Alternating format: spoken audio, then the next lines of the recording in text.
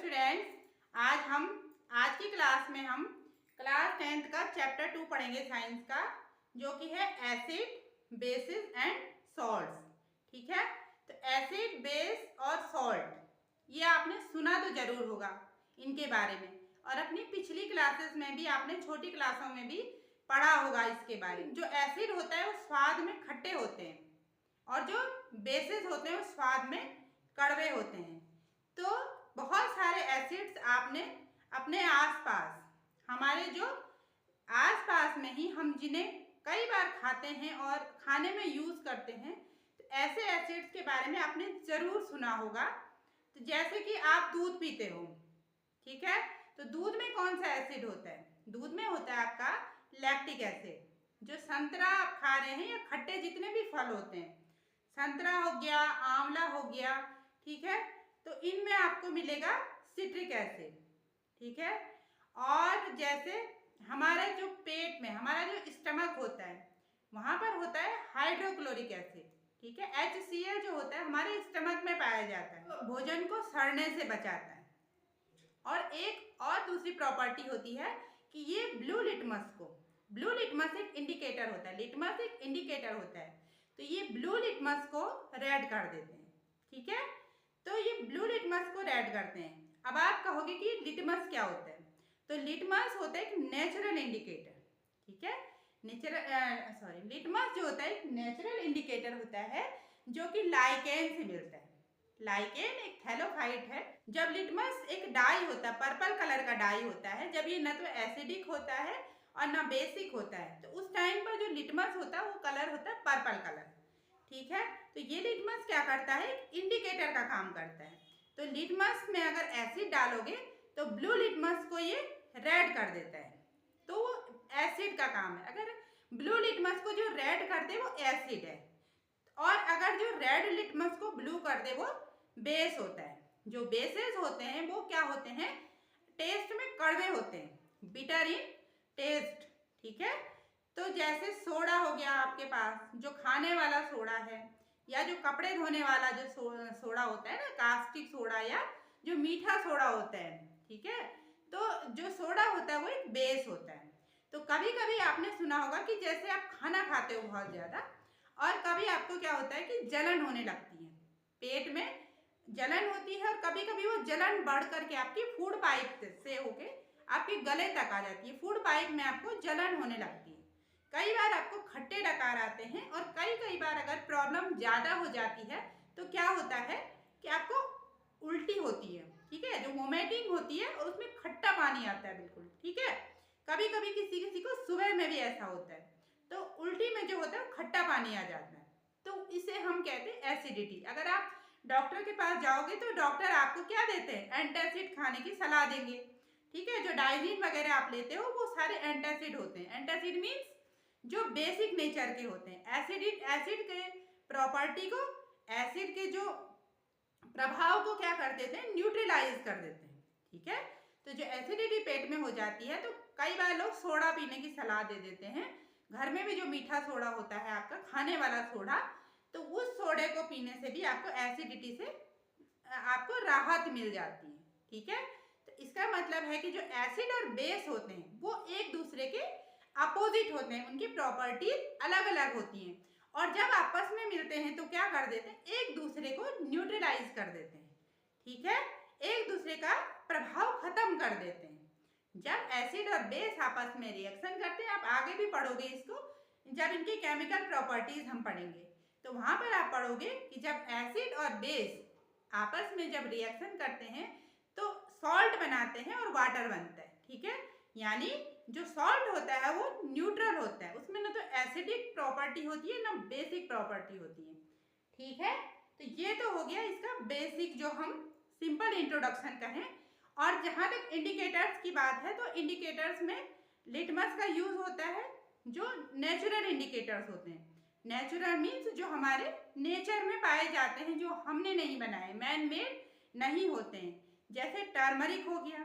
ठीक है, टर्मरिक को भी हम क्या करते हैं कि एसिड बेस इंडिकेटर के रूप में यूज करते हैं। कभी आपके देखा होगा कि आप खाना खाते हो और खाते खाते खाने का जो दाग पड़ जाता है आपके कपड़ों पे पड़ता है, जिसमें हल्दी होती है। भोजन में क्या होती है? हल्दी होती है। और जब आप उसको क्या करोगे, कपड़ा धोओगे तो आप उसमें साबुन का यूज़ करते हैं। साबुन जब हम उस पर लगाते हैं तो आप देखोगे कि वो पीले कलर का दाग रेडिश ब्राउन टाइप में बदल जाता है। ठीक है, इसका मतलब क्या हुआ कि हल्दी ने इंडिकेटर का काम किया। साबुन है आपका बेस। ठीक है, साबुन जो होता है, कास्टिक सोडा जो होता है, वो क्या होता है? आपका बेस होता है, बेसिक इन नेचर होता है। तो वो जब साबुन उस पर लगाएंगे तो वो इंडिकेटर का काम करेगा हल्दी, और वो कलर चेंज कर देगा। ठीक है, तो हल्दी आपका क्या है? एक नेचुरल इंडिकेटर है। ऐसे ही बहुत सारे आपके पास नेचुरल इंडिकेटर्स हैं, जैसे रेड कैबेज हो गया, या जैसे कुछ फ्लावर्स के पेटल्स भी नेचुरल इंडिकेटर्स का काम करते हैं। जैसे जिरेनियम का हो गया आपके पास, जिरेनियम के जो पेटल्स होते हैं वो उस पर भी एसिड बेस डालने से वो कलर अपना चेंज कर देते हैं। और जैसे ये पिटूनिया हो गया, पिटूनिया के पेटल्स जो होते हैं, तो पिटूनिया फ्लावर जो होता है उसके भी पेटल्स आपका इंडिकेटर का काम करते हैं। ठीक है, तो ऐसे बहुत सारे हैं हमारे नेचर में जो एसिड बेस इंडिकेटर का काम करते हैं। इसके अलावा अगर हम आर्टिफिशियल जो इंडिकेटर्स की बात करें, इंडिकेटर्स तो आप लोग समझ गए हो ना। इंडिकेटर्स मीन्स होता है कि जो एसिड और बेस को क्या करे? पहचाने, उसकी आइडेंटिफाई उसको करे, तो उसे हम कहेंगे इंडिकेटर्स। ठीक है, तो वो इंडिकेटर्स होते हैं मतलब जिनमें एसिड डालने से कलर कुछ और आ जाता है, बेस डालने से कलर कुछ और हो जाता है। तो इनको अगर बहुत समय तक इन पर जो है वो आपने स्टडी करी है तो आपको पता चल जाएगा कि भाई अगर माना कोई पर्टिकुलर चीज़ है, माना हल्दी है, और हल्दी पर आपने एसिड डाला तो उसका कलर कैसा हो गया, और अगर आपने बेस डाला तो उसका कलर कैसा हो गया। तो इस तरह से हम हल्दी को एज ए इंडिकेटर यूज़ कर सकते हैं। ऐसे ही हम लिटमस को एज ए इंडिकेटर यूज़ करते हैं। ठीक है, अगर हम आर्टिफिशियल इंडिकेटर्स की बात करते हैं तो मिथाइल ऑरेंज, ठीक है, मिथाइल ऑरेंज को हम इंडिकेटर के रूप में यूज़ करते हैं। और फिनोप्थिलीन, फिनोप्थिलीन को भी इंडिकेटर के रूप में लैबोरेटरीज में यूज़ किया जाता है। ठीक है, तो लिटमस वाला तरीका तो बहुत ही सिंपल तरीका है, लेकिन अगर आप बड़ी क्लासेस में जाओगे तो तब जो है वो थोड़ा इसकी आपके पास मतलब एसिड और बेस का जो डेफिनेशन होगा वो थोड़ा आपको चेंज हो जाएगा। ठीक है, तो अभी आप क्लास 10th में हो, तो अभी आपके पास एसिड बेस का यही आपके पास डेफिनेशन दे रखा है कि जो एसिड होते हैं वो स्वाद में होते हैं खट्टे, और ब्लू लिटमस को रेड कर देते हैं। ठीक है, ये इसकी सिंपल सी एक डेफिनेशन हो गई। बाकी इसकी जो प्रॉपर्टीज होंगी, केमिकल प्रॉपर्टीज, हम इनकी पढ़ेंगे। ठीक है, तो इस लेसन में आपके पास आगे आएगा कि एसिड अगर अनेक चीज़ों के साथ रिएक्शन करते हैं। आप फिजिकल और केमिकल प्रॉपर्टीज समझते हो ना। फिजिकल प्रॉपर्टी क्या होती है? फिजिकल यानी कि नाम से ही पता है कि बाहरी रूप रंग। ठीक है, जिसे हम छूने से, स्मेल करने से और कभी कभी टेस्ट करने से भी हम पता कर सकते हैं। हाथ लगाने से, उसके शेप से, उसके कलर से अगर हम किसी भी चीज़ का पता कर रहे हैं, इट मीन्स हम उसकी फिजिकल प्रॉपर्टी को बता रहे हैं। ठीक है, लेकिन अगर हम उसकी केमिकल प्रॉपर्टीज की बात करेंगे तो हम एसिड की प्रॉपर्टी की बात कैसे करेंगे कि एसिड किसी भी पर्टिकुलर चीज़ के साथ रिएक्शन करके क्या बनाएगा। ठीक है, तो यानी इसकी ये केमिकल प्रॉपर्टीज हो जाएंगी। ऐसे ही हम बेसेस के बारे में भी पढ़ेंगे। ठीक है, तो बेस का जस्ट एसिड का अपोजिट। बिटर होते हैं स्वाद में जो क्षार, जिसे हिंदी में क्षार कहते हैं। ठीक है, अम्ल कहते हैं एसिड को, और बेसेस को कहते हैं क्षार। तो जो क्षार होते हैं वो स्वाद में कड़वे होते हैं, बिटर होते हैं टेस्ट में, और क्या करते हैं, रेड लिटमस को ब्लू कर देते हैं। ठीक है, ये बहुत सी सिंपल डेफिनेशन हम इनकी कर लेते हैं। आई होप आप लोग इतना तो समझ पाए होंगे कि एसिड और बेस की जो डेफिनेशन होती है वो क्या होती है ना। कुछ एसिड्स आपने जो सुने होंगे, कुछ एसिड्स के नाम मैं बताती हूँ, जैसे HCl hydrochloric acid, H2SO4 sulphuric acid, HNO3 nitric acid CH3COOH, acidic acid. ठीक है, तो जो ये एसिडिक एसिड है जिसे कि आप जो विनेगर में भी आपके प्रेजेंट होता है। ठीक है, तो जैसे विनेगर की स्मेल होती है ना, जो वाइट विनेगर आप जनरली चाउमीन या चाइनीज चीजें मतलब खाने पीने की चीजों में यूज करते हो, तो उसकी जो स्मेल होती है एसिटिक एसिड की स्मेल होती है।